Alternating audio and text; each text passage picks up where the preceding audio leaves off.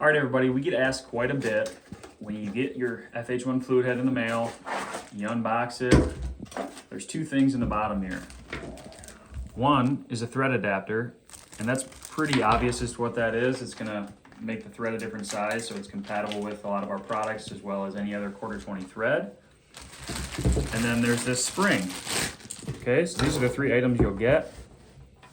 1/4-20 thread adapter, a return to center spring, and then the fluid head itself. This spring though, I want to talk about this spring. What this is a return to center spring, and why you might want to have this installed or not. It's very easy to add or remove.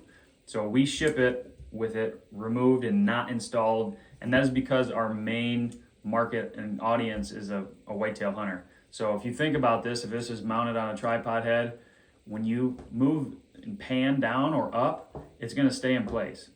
So if you install this return to center spring, it's going to always find its level. And that is nice if you have a bigger, heavier camera with a big lens, and maybe it's like weighting it down. That'll just help keep that bigger camera a little bit more centered and leveled. The reason you don't want to have it installed is if you're using your cell phone to film. So if you use our Mag Pro head and mount it on the top of this plate here, and you have your phone mounted on, and like I said, pretend there's a deer coming and that deer's right below your stand, you don't want to have this auto level where you need two hands to lock it out. You want to have your bow in one hand, and you want to have that facing down, and you're not worried about it moving back up. So really quickly, we're going to show you guys how to install and remove this spring. So the first step you're going to take on the left hand side. So if you're looking at it this way, it'll be your left hand side. You're going to just remove that. So just set that aside. And when you have that removed, the next thing you're going to do is you're going to take a hex key. This is a 2.5 millimeter hex key. And you're going to take these two screws on the opposite side out.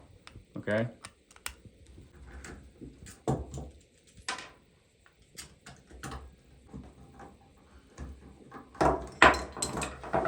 Okay, now you can see the entire case is going to break open. Okay, so now you're looking inside the cylinder here, and all you're going to do is take this spring, and you can see these two tabs on each end of the spring here, and you're going to line that up inside of, if you can point to this, there's one little horseshoe shape here and one inside the actual cylinder, and those tabs of the spring line up with those two spots. So we're going to try that now. And we're going to mate the other side up. There it is. And there's going to be a little bit of a spring in there, right? So you're gonna hold it shut. And the first thing you're going to want to do is put these screws back in. So you're going to hold it. You just go ahead and tighten that in.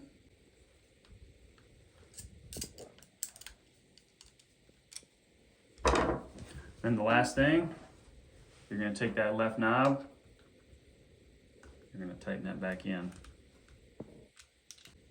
So now what's going to happen, when you pan this, it returns to center. And again, what that does is just helps to offset the weight and balance it. So guys, I hope that helped you.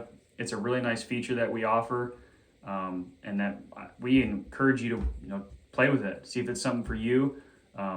A lot of folks, I don't think, realize that you can easily achieve just about any desired position and functionality with this head. So it's a really nice option. And yeah, FH1 fluid head, paintedarrowoutdoors.com.